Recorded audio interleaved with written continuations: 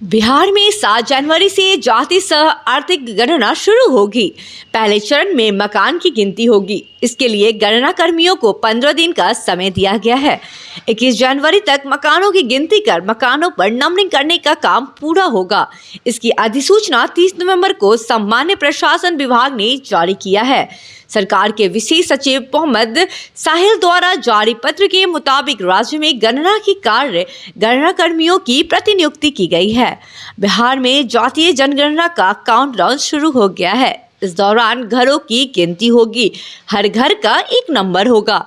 यही नंबर भविष्य में घरों के अस्थायी पते का हिस्सा होगा। किसी प्रकार के पत्राचार में इसी का उपयोग होगा। इसी के आधार पर भविष्य में गांव और मोहल्ला डॉक्यूमेंट भी तैयार होंगे। घरों की गिनती से यह जानकारी स्पष्ट होगी कि किस इलाके में, किस मोहल्ले की, किस रोड या गली में कितने मकान हैं और वहां कितनी आबादी है। इसी आधार पर इलाकों में बुनियादी सरकारी सुविधाओं में शामिल स्कूल, कॉलेज, अस्पताल, बिजली, पेयजल, सड़क, गली नाली आदि की विस्तृत जानकारी भी जुटाई जाएगी।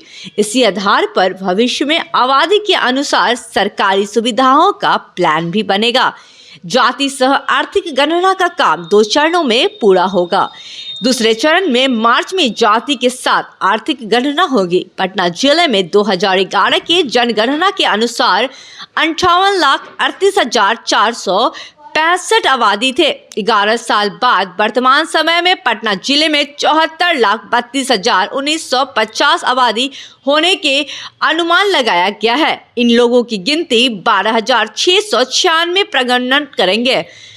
अब बात करते हैं कि राज्य सरकार के पास शहर या गांव में बने मकानों की कोई सूची उपलब्ध है या नहीं। तो हम आपको बताते चले कि राज्य सरकार के स्तर पर अभी मकानों की कोई नंबरिंग नहीं की गई है। वोटर आई कार्ड में अलग, नगर निगम की होल्डिंग में अलग नंबर है। पंचायत स्तर पर मकानों की कोई नंबरिंग ही नहीं है। शहरी क्षेत्र में कुछ मोहल्लों में मकानों की नंबरिंग है भी, तो वो हाउसिंग सोसाइटी के द्वारा दी गई है, ना कि सरकार की ओर से।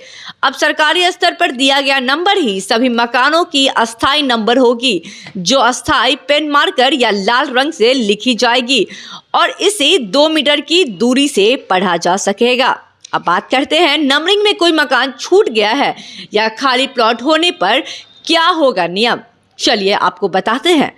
यदि कोई मकान नंबरिंग में छूट जाता है या कोई मकान बन जाता है तो उसका नंबर बगल के नंबर्स के साथ A, B, C, D आदि या बटा 1, 2, 3 आदि जोड़कर किया जाएगा।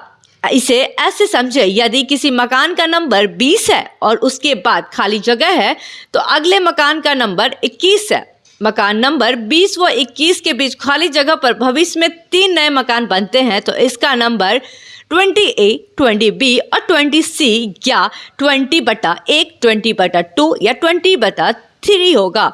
अब बात करते हैं कि जाति जनगणना की जरूरत क्यों पड़ी। तो आपको हम बता दें कि आज़ादी के बाद पहली बार 1951 में जनगणना हुई। तब से अब तक हुई सभी 7 जनगणना में SC और ST की जातिगत डेटा पब्लिश होता है, लेकिन बाकी जातियों का डाटा इस तरह पब्लिश नहीं होता। इस तरह का डेटा नहीं होने के कारण देश के ओबीसी आबादी का ठीक अनुमान नहीं लगाया जा सकता है। VP सिंह सरकार ने जिस मंडल कमीशन की सिफारिशों को लागू कर पिछड़ों का आरक्षण दिया, उसने भी 1931 की जातिगत जनगणना के आधार मानकर देश में ओबीसी की आबादी 52% मानी थी।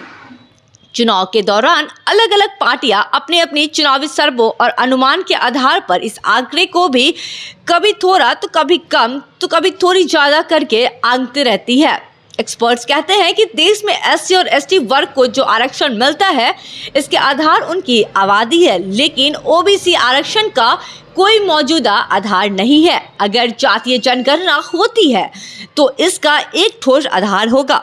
जनगणना के बाद उसकी संख्या के आधार पर आरक्षण को कम या ज्यादा करना पड़ेगा। इसकी मांग करने वालों का दावा है कि ऐसे होने के बाद पिछड़े, अति पिछड़े वर्ग के लोगों को शैक्षणिक, सामाजिक, राजनीतिक व आर्थिक स्थिति का पता चलेगा।